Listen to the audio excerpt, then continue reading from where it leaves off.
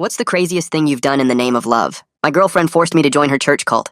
I'd been resisting for months, but she said it was either the Church of Eternal Ascension or we were done. After 2 years together, I caved. The compound was an hour outside town. White buildings, too many security cameras, everyone wearing the same beige robes. Cassie had been getting more insistent lately, crying when I refused, saying I didn't love her enough to share her faith, threatening suicide if I didn't at least try one service. So here I was, walking into their prayer hall at 9 a.m. on a Sunday, already regretting everything. When her priest saw me, he stopped mid-sermon. 40 people turned to stare as he walked down the aisle toward me. His eyes went wide, then narrowed, studying my face like he was doing math in his head. "Didn't I see you as a little boy?" "I don't remember most of my childhood," I said, uncomfortable with everyone watching. Some were whispering now. Some traumatic things happened. Father Neville studied my face like he was seeing a ghost. "Adam? Adam Parmalee's son?" My stomach dropped. That was my father's name. No one had said it to me in 20 years. "Why don't you come to my office? I have some things to show you." My girlfriend Cassie squeezed my hand encouragingly. "Go ahead. Father Neville knows everything about everyone here. It's like he's psychic." The congregation was muttering excitedly as we left. I heard someone say, "the bloodline," and finally returned. His office was underground, no windows, walls covered in photos of congregation members spanning decades, hundreds of faces, some crossed out with red X's. He closed the door and I heard it lock automatically. Electronic. No handle on the inside. "You must have repressed memories," he said, pulling out a manila folder from a filing cabinet labeled 1995 to 2000. "Do you know what happened to your parents when you were 7? "No." My throat felt dry. "My aunt raised me, said they died in an accident overseas." He spread photographs across his desk. My parents, younger, wearing ceremonial robes with golden trim, standing at an altar, leading prayers. In one photo, my mother held a baby, me. Another showed them with dozens of followers all kneeling. "They used to be the leaders of this church," Father Neville said softly. "The founders, actually. They built everything you see here. Your father claimed to speak directly to the Eternal." My hands shook as I picked up a photo. My father's face, which I barely remembered, smiling as he baptized someone in a lake. My mother beside him, pregnant with what must have been me. "What happened to them?" "They moved on to a higher dimension." "What does that mean?" My voice was rising. "Where are they?" "They ascended, as was always the plan. November 18th, 1998, the Great Ascension." "Stop talking in riddles!" I slammed my fist on his desk. "What happened to my parents?" Father Neville walked to a cabinet, pulled out another file, thicker. Inside were newspaper clippings. "Mass suicide at religious compound. 67 dead. Photos of bodies covered in white sheets. FBI agents in hazmat suits. My parents' names in the list of deceased." "You gave them poison," I whispered, reading the articles. "Cyanide in communion wine. You killed them. I helped them transcend," he corrected calmly. "They volunteered. Begged for it, actually. You were supposed to ascend with them, but your aunt, a non-believer, had taken you for the weekend. Your name is on the original list. See?" He showed me a handwritten document. There it was. My name. Age 7. Ascending with parents. "Your aunt saved you by accident. We've been looking for you ever since." "You murdered my parents." I stood up, knocking the chair over. "I'm calling the police." "The police know. The case was closed. Religious freedom, voluntary participation. All 47 left signed documents, video testimonies, including your parents." He showed me their signatures on forms titled Consent to Ascension Ceremony. Then he pressed play on an old TV. My parents, alive, speaking to the camera about their joy in ascending. My mother holding me as a baby, saying I would ascend with them. "Your blood is special," Father Neville continued. "Your father could speak to the Eternal. That gift passes through bloodlines. We need you." "Now," Father Neville said, standing, "it's your time to replace your parents, to finish what they started, to ascend to the next dimension. Tonight's celestial alignment matches November 18th, 1998 exactly. It only happens every 26 years. You're insane if you think—" The door burst open. 2 security guards, massive men in those same beige robes, grabbed my arms. I tried to fight, but they were prepared, trained. One pressed something to my neck, a taser. My body went rigid, then limp. As they dragged me backward down the hallway, I saw Cassie standing by Father Neville's desk.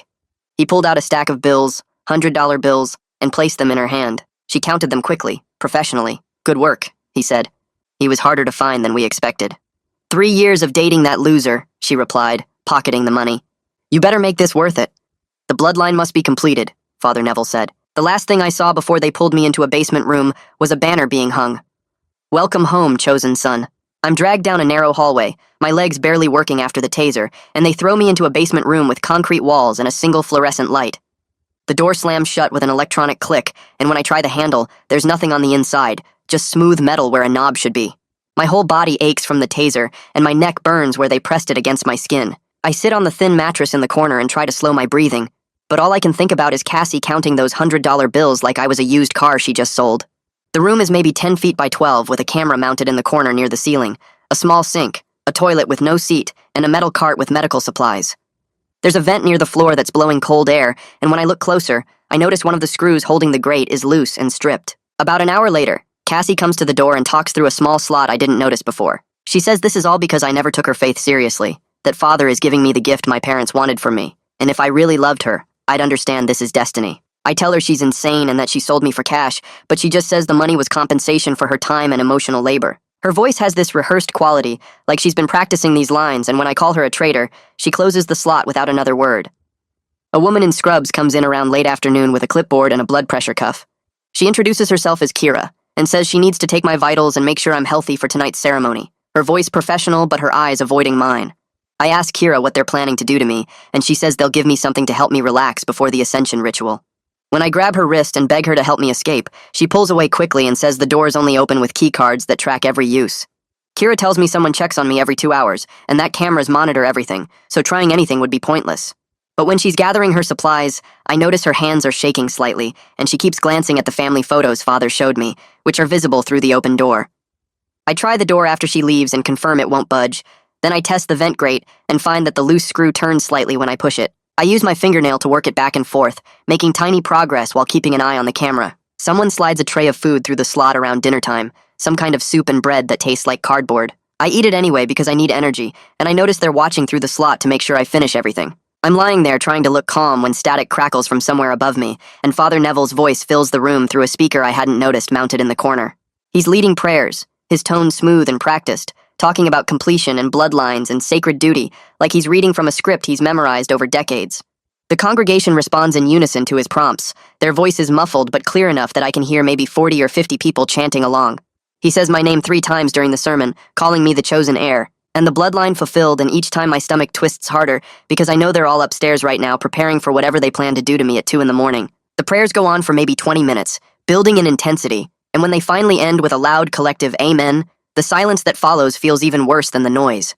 I push myself up from the mattress once I'm sure no one's watching through the slot and start examining every inch of this room, looking for anything that might help me get out, or at least defend myself. The medical cart catches my attention because it has wheels that squeak when I push it, which might be useful for making noise or blocking the door, though I'm not sure how yet.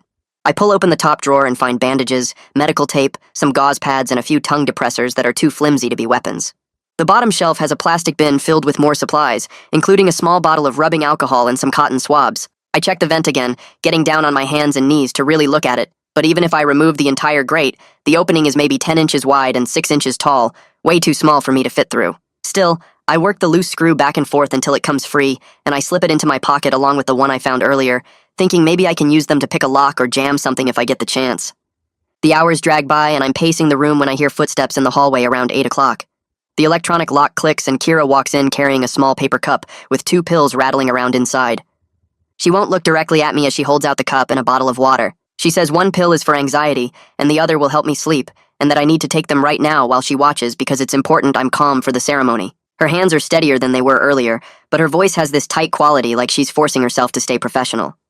I take the cup and she watches me closely, her eyes tracking my hand as I bring it to my mouth. I ask her what they're really planning to do to me, and she just repeats that I need to take the pills, that everything will be easier if I cooperate. I put both pills in my mouth and take a big drink of water, making sure she sees me swallow, but I'm holding the pills under my tongue the whole time. The taste is bitter and chalky, and I have to fight not to gag as I swallow the water around them. Kira watches me for what feels like a full minute, her eyes searching my face for any sign I'm faking, and I force myself to keep eye contact and breathe normally. Finally, she nods and makes a note on her clipboard, then turns to leave. The second the door locks behind her, I spit the pills into my hand and they're half dissolved now, leaving a gross residue in my mouth. I rinse with water from the sink and hide the soggy pills in the seam of the mattress where the fabric is torn, pushing them deep inside where no one will find them. My heart won't stop racing and I can feel panic rising in my chest, making it hard to breathe, but I know I have to keep it together. I force myself to lie down on the mattress and close my eyes, trying to look like someone who just took sedatives and is getting drowsy. Through the camera mounted in the corner, they need to see me calming down, getting sleepy, becoming compliant like they planned. I practice breathing slowly and deeply, counting to 4 on each inhale and exhale, letting my muscles go loose one by one. My body wants to stay tense and ready to fight, but I make myself go limp, letting my arms flop at my sides and my head loll to one side like I'm drifting off. Every few minutes, I remind myself to stay still, to keep my breathing even, to look like the drugs are working exactly as they're supposed to. About 30 minutes pass and I hear footsteps approaching, then voices in the hallway right outside my door. Someone says the alignment is at 2 in the morning and they need to make sure everything is ready by then. Another voice, deeper and male, responds that they need to prepare the ceremonial space and make sure the bloodline heir is in the right state of mind. They're talking about me like I'm an object, a piece of equipment they need to set up for some ritual, and I have to clench my jaw to keep from reacting. One of them mentions that Father Neville wants the traditional robes brought down from storage and the altar cleaned before midnight. The other agrees and says they should check on me one more time to confirm the sedation is working properly. I keep my eyes closed and force my breathing to stay slow and steady when I hear the slot in the door slide open. Someone's watching me and I can feel their eyes on my face, studying me for any sign of consciousness. I let my mouth fall open slightly and make my chest rise and fall in the deep, regular pattern of someone who's heavily sedated. They watch for what feels like forever, maybe 2 full minutes, and I have to fight the urge to peek through my eyelashes to see who it is. Finally, I hear them tell someone else that the sedation is working perfectly, and I should be fully compliant by midnight, ready for transport to the ceremonial chamber. The slot closes with a soft click, and their footsteps fade down the hallway. Once I'm sure they're gone, I sit up and try to think through my options with a clearer head now that the immediate panic has passed. The door needs a keycard to open, and I don't have one, plus the electronic lock probably logs every use so they'd know someone accessed this room. The vent is too small to crawl through, even if I manage to remove the entire grate, and I already checked that the screws are stripped and barely holding. The camera watches everything I do, recording every movement, so any escape attempt would be caught on video immediately. They're checking on me regularly, maybe every 30 minutes or hour, and they think I'm drugged, which gives me some advantage, but only until they realize I'm not. I have maybe a few hours before they come to get me for this ceremony, and once they figure out I'm still alert and fighting, they'll probably force the drugs on me or just taser me again like they did upstairs. I stand up slowly and notice a clipboard hanging on the wall near the door that I couldn't see from the mattress because the angle was wrong. When I climb onto the edge of the bed frame and lean out as far as I can without falling, I can just barely read the printed text. It's a schedule, formatted like a hospital chart, with times and procedures listed in neat columns. My name is at the top, spelled out in full, and underneath it says 2 a.m., Celestial Alignment Ceremony, Bloodline Completion. Below that are preparation steps listed by time, including 11 p.m., Final Sedation Check, and 1:30 a.m., Transport to Ceremonial Chamber, and 1:45 a.m., Ritual Cleansing and Robbing. The clinical language makes it sound like a medical procedure instead of whatever sick thing they're actually planning, and seeing it written out like that makes my stomach drop, because it means this is organized, planned, something they've done before or at least prepared for extensively. I step down from the bed frame and notice a red emergency pull cord hanging near the sink, the kind you see in the hospital bathrooms for patients who fall or need help. I test it gently, giving it a small tug to see what happens, but nothing responds at all. No alarm, no buzzer, no light flashing anywhere that I can see. I pull harder and still nothing happens, just the cord moving loosely in my hand like it's not connected to anything. It's completely fake, probably just there to make the room look like it meets some kind of safety code or building regulation, giving the appearance of concern for whoever they lock down here. I let the cord drop and it swings back and forth a few times before going still, and I add it to my mental list of things that won't help me get out of here. I climb back onto the mattress and arrange myself like I'm sleeping, keeping my breathing slow and even. The minutes drag by and I count them in my head, trying to stay calm even though my heart won't stop racing. Around 10 o'clock, I hear footsteps in the hallway again, and the electronic lock clicks open. I keep my eyes mostly shut, just barely open enough to see through my eyelashes as Kira walks in carrying her clipboard. She moves quietly across the room and sits on the edge of the mattress, reaching for my wrist to take my pulse. Her fingers are cold against my skin, and I force myself to stay completely limp, letting my arm hang loose in her grip. She counts silently for a full minute, then writes something on her clipboard with a pen that scratches against the paper. She checks my other wrist, then leans close to look at my face, studying my eyes like she's trying to see if I'm really asleep. I keep my breathing steady and slow, in and out, matching the rhythm of someone who's heavily drugged. She seems satisfied because she nods to herself and writes more notes, then stands up and walks toward the door. But she stops halfway there and turns back, looking at me for a long moment. Her mouth opens like she wants to say something, then closes again. She takes a step closer to the mattress, and I hear her whisper something so quiet I almost miss it. The words are just breath, barely audible. She says she's sorry. I don't move. Don't react. Don't even let my breathing change. She stands there for another few seconds, then reaches down and adjusts the thin blanket over my legs, tucking it in around my feet. When she straightens up and turns toward the door again, I catch a glimpse of her face through my eyelashes, and I see her wiping at her eyes with the back of her hand. The door closes behind her with that same electronic click, and I'm alone again. I wait another hour, listening to the building sounds around me. Footsteps overhead, muffled voices, the hum of the fluorescent light. Around 11 o'clock, the lock clicks again, and a security guard walks in. The same one from earlier, I think, though it's hard to tell since they all wear those beige robes. He tells me to get up, bathroom time, and his voice is flat and professional, like he's done this 100 times before. I make myself move slowly, stumbling a little as I stand, letting my legs wobble like they barely work. He grabs my arm just above the elbow, his grip firm but not painful, and guides me toward the door. I shuffle along beside him, keeping my head down and my movements clumsy. We step into the hallway and I start counting immediately, keeping track of every detail. 3 doors on the left, all closed, no windows or markings to show what's behind them. 2 doors on the right, same thing, just blank metal with electronic card readers. The hallway is painted that same industrial beige as everything else, and the floor is concrete, worn smooth from years of foot traffic. The bathroom is at the end of the hall, maybe 40 feet from my room, and the guard keeps his hand on my arm the entire way there. He opens the door and tells me I have 2 minutes, then positions himself right outside where he can see the door. I step inside and close it most of the way, leaving it cracked like I'm too out of it to care about privacy. The bathroom is small and institutional, just a toilet, a sink, and a mirror with a crack running through one corner. I turn on the cold water and splash it on my face, letting the shock of it clear my head for a second. The window above the toilet catches my attention, and I step closer to examine it. It's small, maybe 12 inches square, and someone has painted it shut with thick white paint that's cracked and peeling around the edges. I can see bars on the outside, thick metal ones set into the concrete, spaced too close together for anyone to squeeze through even if they broke the glass. The guard knocks on the door and tells me to hurry up, his voice sharp with impatience. I dry my face on my sleeve since there's no towel and shuffle back to the door, letting him take my arm again. We walk back down the hallway and I count everything again in reverse, memorizing the layout. 3 doors on the right now, 2 on the left, 40 feet total, concrete floor, beige walls, electronic locks on every door. He guides me back into my room, and I lie down on the mattress without being told, curling onto my side and closing my eyes. The building settles around me, and I lie there listening to every sound. Footsteps overhead, regular and paced like someone walking back and forth. Occasional voices too muffled to make out words. The hum of the ventilation system pushing cold air through the vent near the floor. My hands won't stop shaking no matter how hard I try to control them.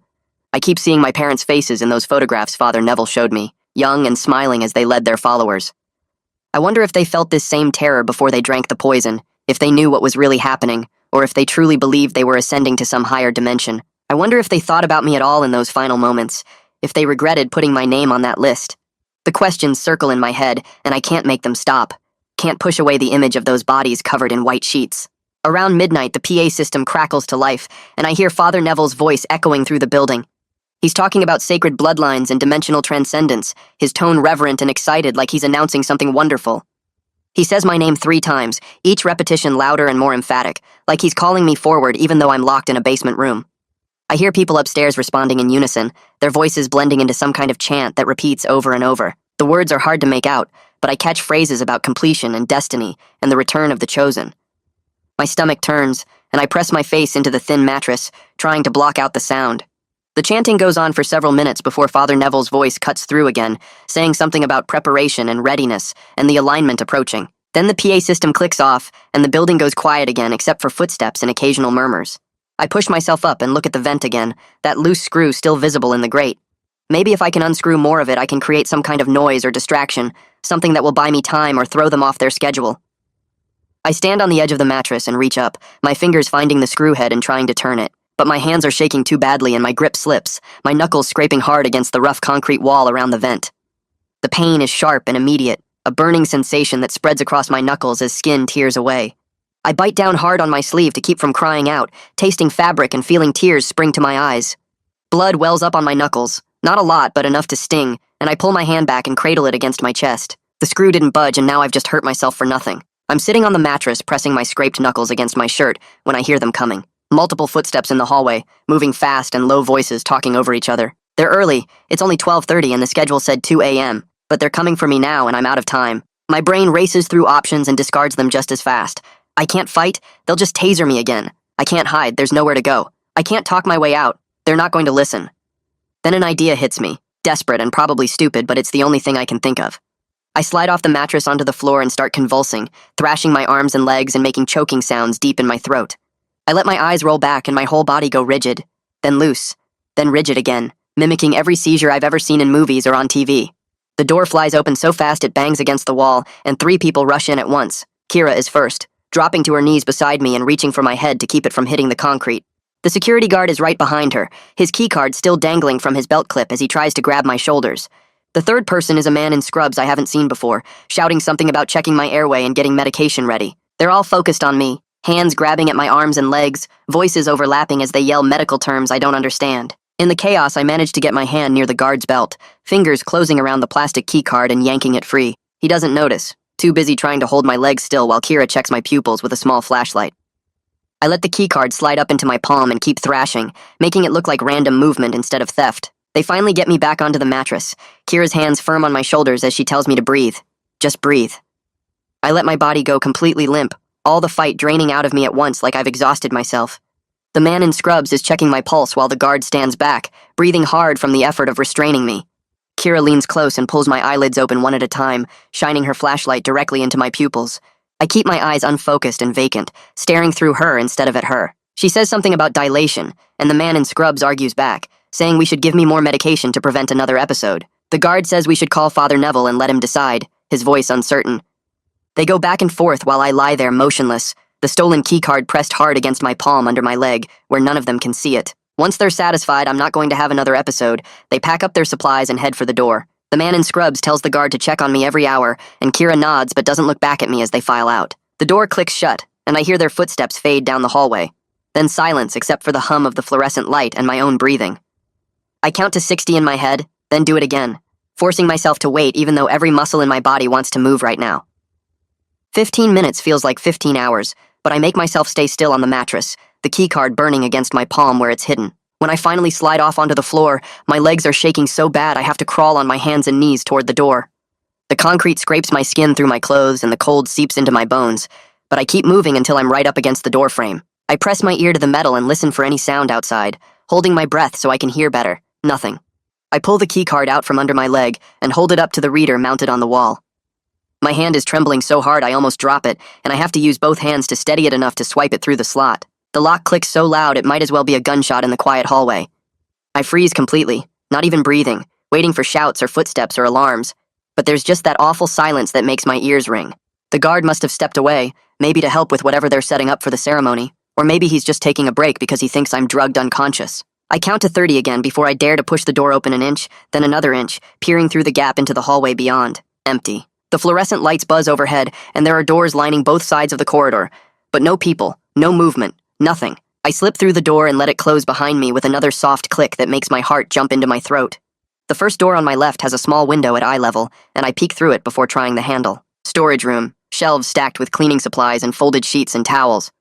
I twist the handle and it opens easily. No lock, and I duck inside and close the door behind me. There's a maintenance jacket hanging on a hook by the door, dark blue with the compound's logo on the back, and I pull it on over my clothes even though it's too big and smells like bleach. Maybe if someone sees me from a distance, they'll think I'm supposed to be here, that I'm just doing my job instead of escaping. The second door I try is a bathroom with 2 stalls and a sink, and the third is locked tight with a keycard reader that my stolen card doesn't work on. The fourth door opens into a laundry room that's bigger than my entire apartment, with industrial washers and dryers lining the walls, and the smell of detergent so strong it makes my eyes water. There's a rolling cart in the corner piled high with dirty beige robes, the same ones everyone wears upstairs, and without thinking it through, I climb into the cart and pull the robes over myself. They're heavy and musty, and I can barely breathe under all the fabric, but I hear footsteps in the hallway getting closer, and I press myself flat against the bottom of the cart. Someone comes into the laundry room humming something under their breath, and I feel the cart start to move as they grab the handle and wheel it out into the corridor. We turn left, then right, then left again, and I try to keep track of the directions, but I lose count after the fourth turn. Through a gap in the robes above my head, I can see fluorescent lights passing by. Then we go through a doorway, and suddenly there are voices everywhere, dozens of them, all talking in low, excited tones. I shift slightly, and the gap widens enough for me to see we're passing the main ceremonial hall, the same one where I first saw Father Neville this morning. There are people everywhere in white robes now, not the beige ones the staff wears, and they're arranging chairs in rows facing a raised platform at the front. Someone is hanging a banner across the back wall, and my stomach drops when I see what it says in gold letters 3 feet high.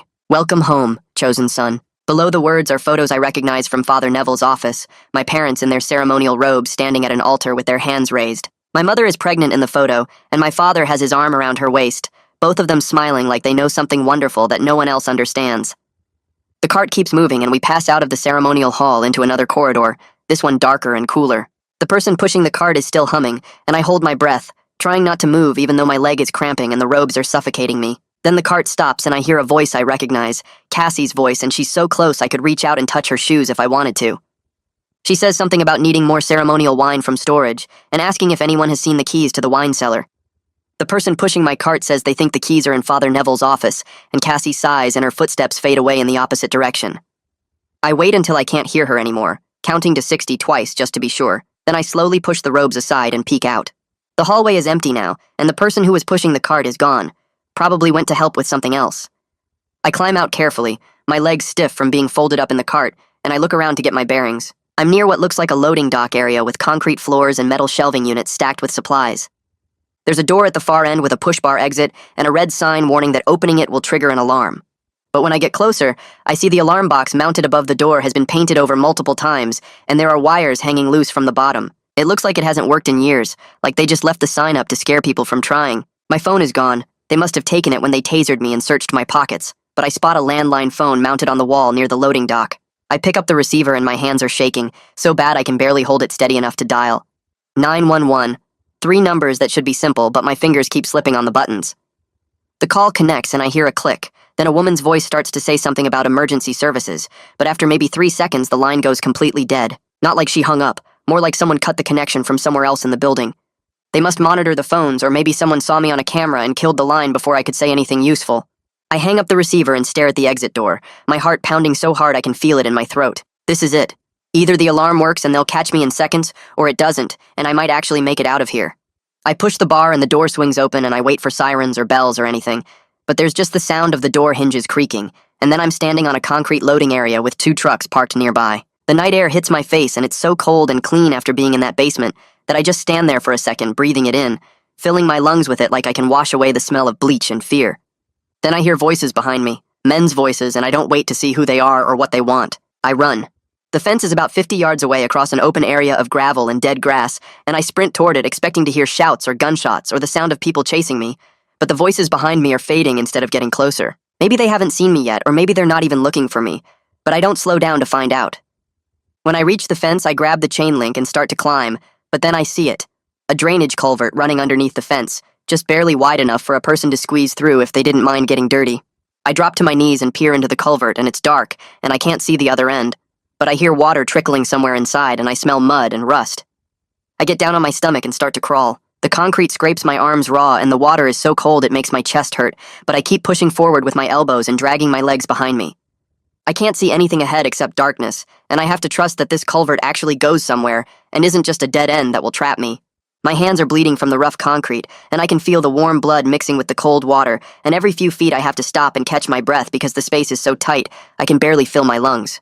Something brushes against my leg in the water, and I bite down on my tongue to keep from screaming, just keep moving forward, and then I see moonlight ahead and I'm crawling faster, scraping my knees and elbows but not caring anymore. I pull myself out the other side and collapse on the ground for a second, soaking wet and shaking so hard my teeth are chattering. The fence is behind me now, and I can see the compound buildings in the distance with their lights on. But I'm on the outside, and that's all that matters. I force myself to stand up even though my legs feel like they might give out, and I look around trying to figure out which direction to go. Trees everywhere, no roads visible, no houses or lights except the compound. I pick the direction that seems darkest, away from those buildings, and I start walking. The moon is bright enough that I can see where I'm stepping, and I use it to keep myself going in a straight line away from the fence. Every few minutes I stop and listen for sounds of people chasing me, dogs barking, anything, but there's just crickets and my own breathing. My wet clothes are freezing against my skin, and I'm leaving a trail of water behind me. But I can't think about that now. I just have to keep moving.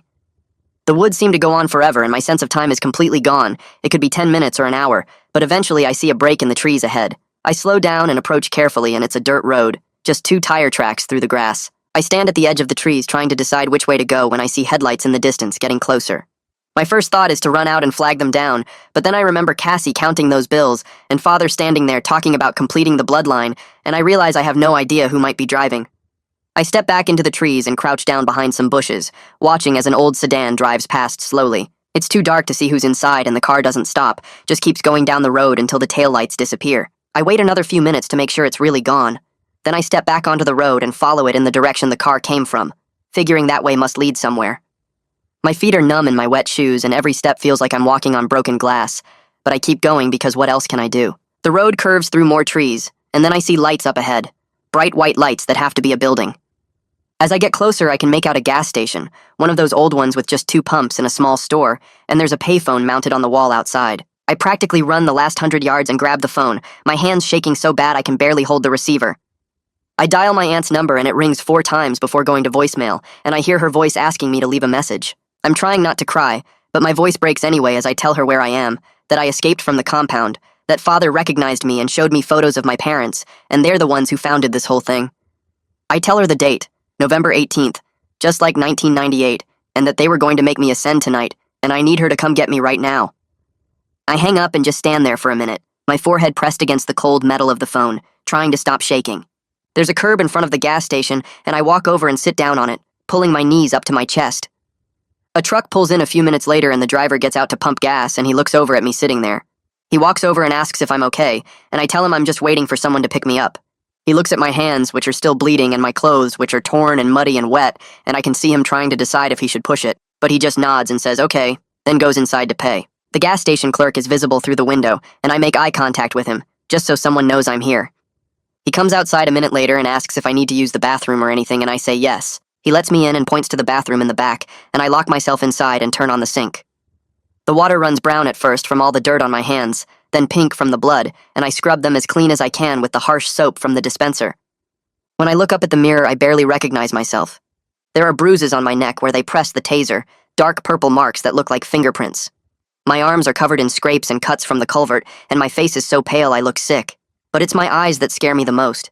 They have this empty look like something inside me broke and I don't know how to fix it. I dry my hands on paper towels and go back outside, and my phone starts ringing except I don't have my phone. They took it. Then I realize it's the payphone and I run over and grab it. My aunt is crying on the other end, asking where exactly I am and if I'm safe, and I tell her the name of the gas station that I saw on the sign. She says she's coming right now. Don't go anywhere. Stay where people can see me, and if anyone from the compound shows up, I need to call the police immediately. I promise her I will, and she says she'll be there as fast as she can, and then she hangs up. I go back inside the gas station, and the clerk is behind the counter, and I ask him if I can buy something. I check the pockets of the maintenance jacket I'm still wearing, and find a few crumpled dollar bills, enough for a bottle of water and a pack of crackers. I take them to the counter, and the clerk rings them up without asking any questions, and I go back outside and sit on the curb where he can see me through the window. I open the water and drink half of it in one go, then force myself to eat the crackers even though my stomach feels like it's tied in knots. Every car that pulls into the gas station makes my heart start racing, but it's just normal people getting gas or buying coffee, nobody from the compound. I keep watching the road, waiting for my aunt's car, and the minutes feel like hours. Finally, I see her old Honda coming down the road, and I stand up, and as soon as she pulls into the parking lot, I'm walking toward her. She gets out and grabs me and hugs me so tight I can barely breathe, and she's crying and asking if I'm hurt, checking my face and my arms. I just keep saying the same thing over and over, that they killed my parents, that they were going to kill me too, and she holds me and says, I'm safe now, she's got me.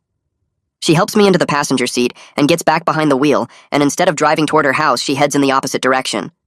I ask where we're going, and she says we need to document everything right now while it's fresh, so she's taking me to an urgent care place she knows. We drive for maybe 20 minutes and she keeps one hand on my shoulder the whole time, like she's making sure I'm really there. The urgent care is in a strip mall, and there's only one other person in the waiting room when we walk in. My aunt talks to the receptionist and explains what happened, using words like assault and kidnapping, and they take us back to an exam room right away. The doctor who comes in is a woman maybe in her 40s, and she asks me to describe what happened while she examines me. I tell her about the taser, and she takes photos of the burns on my neck. Then she looks at the scrapes on my arms and takes more photos. She asks about the bruises on my wrists, and I tell her about the guards grabbing me, and she documents those too. She's very gentle and professional about it, explaining what she's doing before she does it, and she gives me a form to sign saying I consent to her sharing these photos with law enforcement if needed. My aunt is sitting in the corner watching all of this, and I can see her hands are shaking just like mine. The doctor finishes writing her notes and looks up at me, her expression serious but kind. She asks if I want to file a police report about what happened, and I say yes before she even finishes the question. My aunt pulls out her phone right away and calls the non-emergency line, explaining the situation to whoever answers while the doctor steps out to give us privacy. The waiting room feels too bright and too quiet, and I keep staring at the clock on the wall watching the minutes pass. About 25 minutes later, a man in plain clothes walks through the door and introduces himself as Detective Alexander Clark. He's maybe 40 with gray at his temples and tired eyes, and he shakes my hand gently like he knows I'm hurt. The doctor comes back in with her file and shows him the photos she took of my injuries, pointing out the taser burns and the bruises and the scrapes. Detective Clark takes out a small recording device and asks if it's okay to record my statement, and I nod, and he sets it on the exam table between us. I start from the beginning and tell him everything. I explain how Cassie threatened to break up with me if I didn't go to the compound, how she'd been crying and saying she'd hurt herself if I didn't at least try one service. I describe walking into the prayer hall and Father recognizing me immediately, calling me by my father's name. I tell him about the office underground with no windows and the electronic lock clicking shut behind me, about the photos of my parents in ceremonial robes and the newspaper clippings about the mass suicide in 1998. Detective Clark's pen moves across his notepad in quick strokes, and his expression gets more serious with every detail I give him. I describe seeing my name on the original list of people who were supposed to die with my parents, how I was only 7 years old, and my aunt had me that weekend by accident. I tell him about Father saying tonight's alignment matched 1998 exactly, that it only happens every 26 years, and they'd been looking for me ever since. My voice cracks when I describe the guards grabbing me and the taser hitting my neck, how my whole body went stiff and I couldn't fight back. I tell him about watching Cassie count the money Father handed her, how she called me a loser and said 3 years of dating me better be worth it. Detective Clark stops writing and looks at me, and I can see something shift in his face. He asks specific questions about the basement room, and I describe the concrete walls, the camera in the corner, the electronic lock with no inside handle. I tell him about Kira coming in with pills to sedate me, how I hid them under my tongue and pretended to swallow. I describe the PA system announcing the ceremony at 2 a.m, the schedule clipboard on the wall, the fake seizure I staged to grab the guard's key card. I explain crawling through the laundry cart and sneaking out through the loading dock, squeezing under the fence through the drainage pipe. My aunt puts her hand on my shoulder while I talk about walking through the woods for 20 minutes and finally finding the gas station, calling her from the payphone. Detective Clark records everything and asks me to repeat certain parts, making sure he has the timeline right and the names of everyone involved. When I finish, Detective Clark sets down his pen and explains some things that make my stomach drop. He says the 1998 case was officially closed because everyone who died signed consent forms beforehand and left video testimonies saying they wanted to do it. The DA at the time ruled it was voluntary religious practice, and the investigation ended there, even though 67 people died, including my parents. But he says kidnapping and assault are completely different charges that have nothing to do with religious freedom. The fact that I was held against my will and tasered gives them solid grounds to investigate, and the taser burns on my neck prove force was used. He admits that prosecuting a religious organization is complicated because they have First Amendment protections and expensive lawyers who know how to use them. But he says unlawful imprisonment is unlawful imprisonment no matter what kind of building it happens in, and assault is assault, even if the person doing it wears a robe and calls themselves a priest. Right before we leave the urgent care, I remember something and reach into the pocket of the maintenance jacket I'm still wearing. The key card is there, slightly bent but intact, and I pull it out and hand it to Detective Clark. He takes it carefully and asks where I got it, and I explain about grabbing it off the guard's belt during the fake seizure. He pulls out a plastic evidence bag from his jacket and seals the key card inside, writing something on the label with a marker. He says this is important because it proves the doors were electronically locked, and I needed special access to get out, which supports my claim about being held prisoner.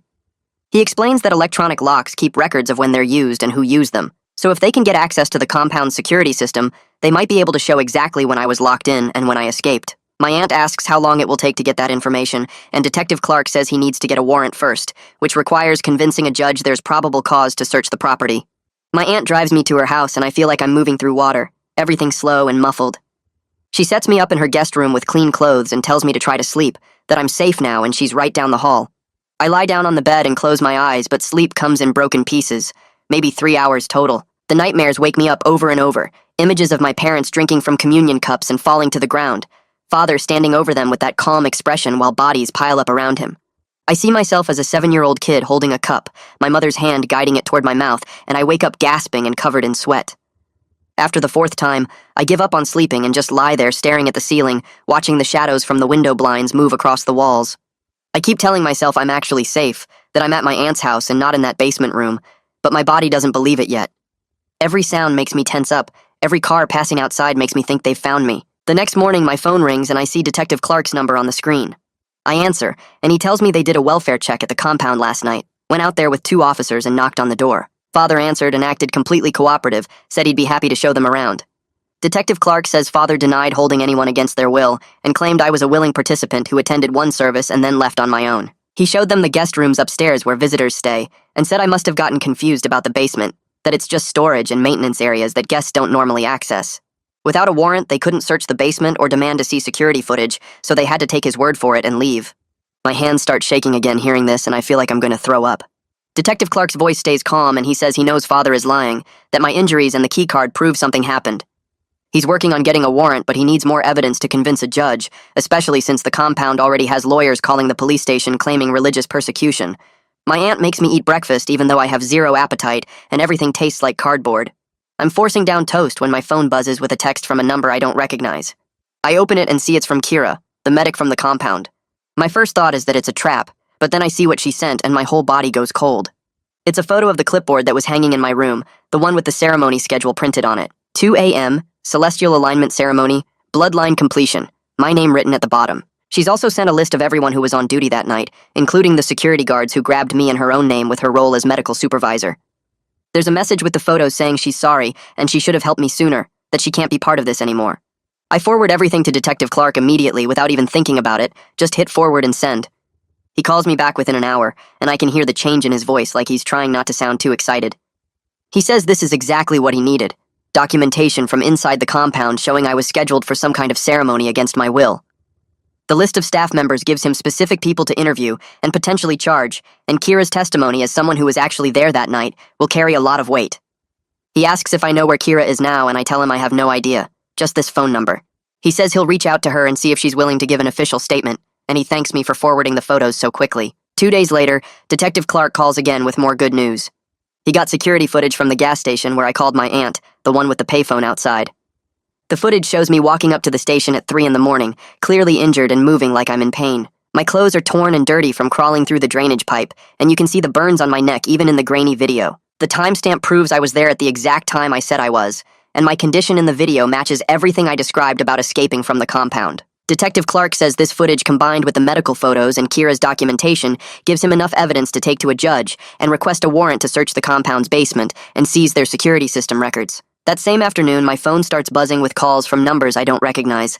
I let the first few go to voicemail, and when I finally listen to them, it's Cassie's voice on every single one, sometimes crying and apologizing, sometimes angry and accusing. She says I'm being dramatic and ruining everything over a misunderstanding. She says Father Neville was just trying to help me connect with my spiritual heritage, and I should be grateful instead of going to the police like some kind of traitor. The next voicemail swings back to apologetic, her voice soft and broken, saying she made mistakes, but she really did love me, and can't we just talk about this like adults? Then another number calls, and this time she's threatening, saying I better think carefully about what my parents would want and how I'm destroying their legacy by fighting against the church they built.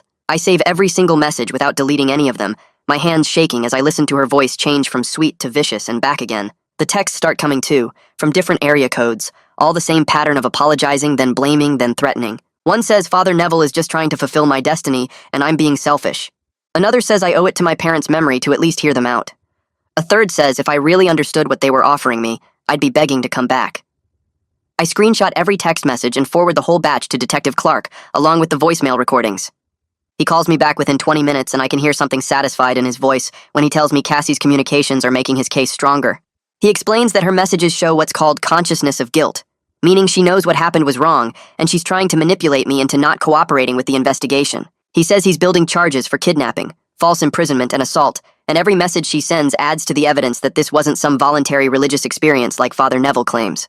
I ask if she's in trouble, and he says absolutely. She's facing serious charges as an accomplice, and her attempts to contact me are violations that he's documenting carefully. A week crawls by with me barely sleeping and jumping at every sound outside my aunt's house. Detective Clark calls on a Thursday morning to tell me he got the warrant approved. He's taking a team to search the compound's basement that afternoon, seize all their security footage, and interview staff members under oath. He wants me to know in case anyone from the compound tries to contact me or show up, and he tells me to call 911 immediately if that happens.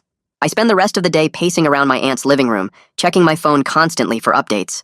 Around 6 that evening, Detective Clark calls again, and his voice sounds different, harder, and more official. The search turned up everything, he says. They found the exact room where I was held, still set up the same way with the thin mattress and the medical cart. The camera footage was all saved on their security system, and it shows me being dragged down the hallway by the 2 guards, clearly unconscious or barely conscious, then locked inside. The timestamp matches everything I told him down to the minute. They also found the taser that was used on me in a security office, and the forensic team is testing it right now, but he says the residue on the contacts is going to match the burns on my neck. He found the clipboard too, the one with the ceremony schedule printed on it, still hanging on the wall where Kira photographed it.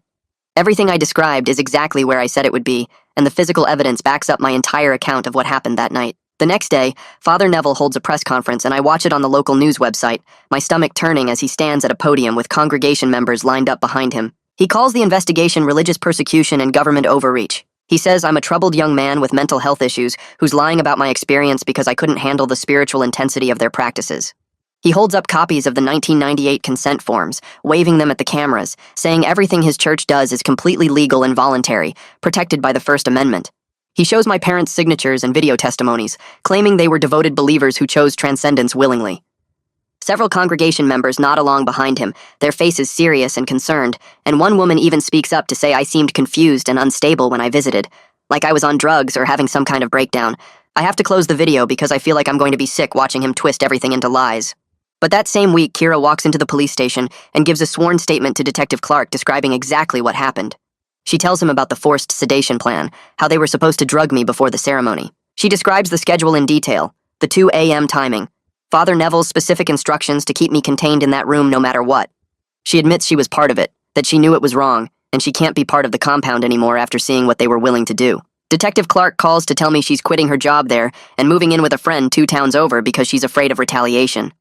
Her testimony is huge, he says, because she's an inside witness who can confirm everything from the compound's perspective, and juries trust medical professionals who come forward even when it hurts them legally.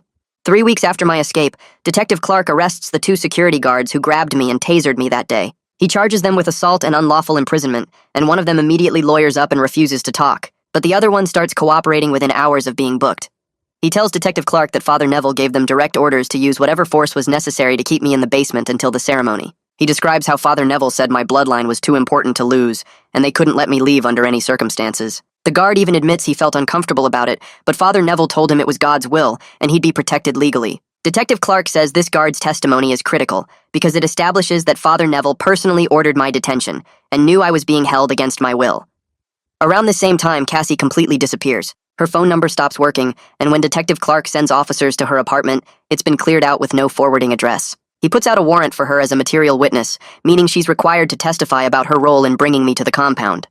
Her last known location was the compound itself, but when investigators ask Father Neville about her, he claims he hasn't seen her since the night I escaped and has no idea where she went.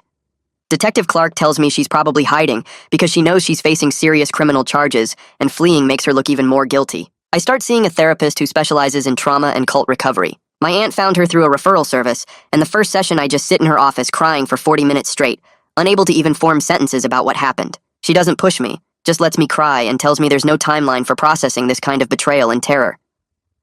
The second session I managed to talk about my parents and how I don't know if I'm angry at them or sad for them or both.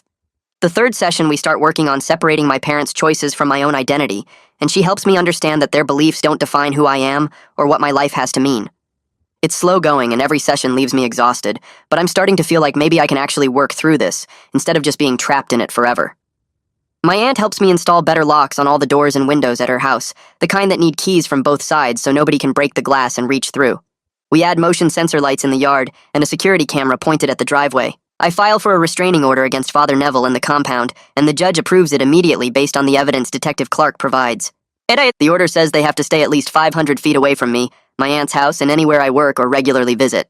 Detective Clark tells me the criminal case is still building, and it might take months before it goes to trial, but he's confident they have enough evidence for convictions on multiple charges. He says to be patient, that justice in cases like this takes time, but everything is moving in the right direction. About a week later, Nicole Gomez published her article in the city newspaper with the headline, Church of Eternal Ascension, A Legacy of Control.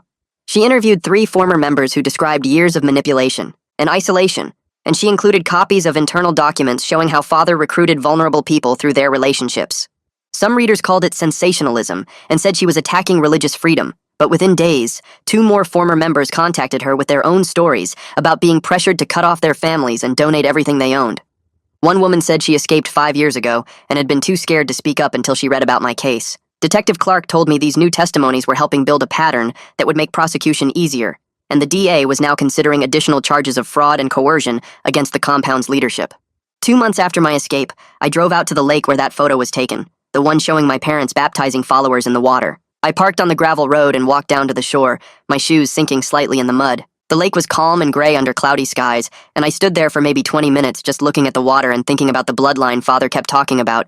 This special gift, he said, ran through my family. My parents believed they could speak to something eternal, and Father tried to force that same destiny onto me, like I was just a piece in some plan they started 26 years ago. But standing there at the water's edge, I realized I'm not my parents' legacy, or Father's chosen heir, or anyone's destiny. I'm just myself, and that's enough.